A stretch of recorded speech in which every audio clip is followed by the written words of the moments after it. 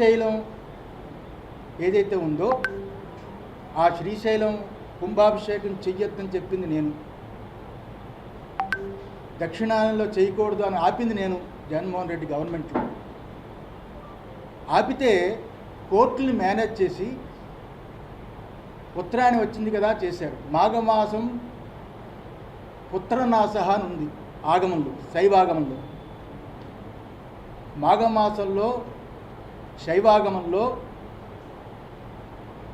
శ్రీశైలం కుంభాభిషేకం చేయకూడదని ఉంది.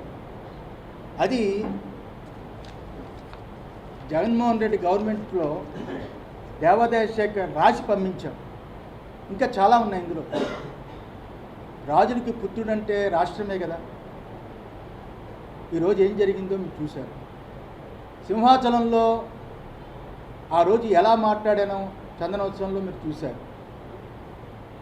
అది తిరుమల తిరుపతి దేవస్థానంలో జరిగిన వెంకటేశ్వర స్వామి నిత్యం వందలాది సంవత్సరాలు, వేలాది సంవత్సరాలు జరిగే అన్నప్రసాదాన్ని తృణధాన్యంతో మార్చినప్పుడు కూడా నేను విభేదించాను, లెటర్ రాశాను.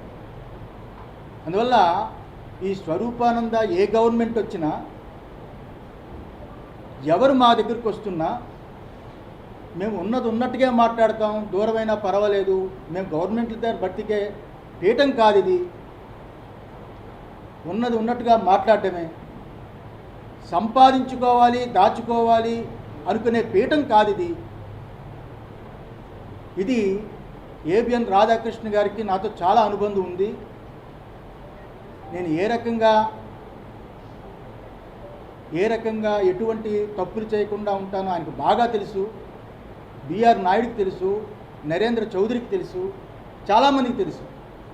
ఈ 5 ఏళ్లలో పీఠం ఎప్పుడు ఎలా ఉందో ఇప్పుడు అలాగే ఉంది అని.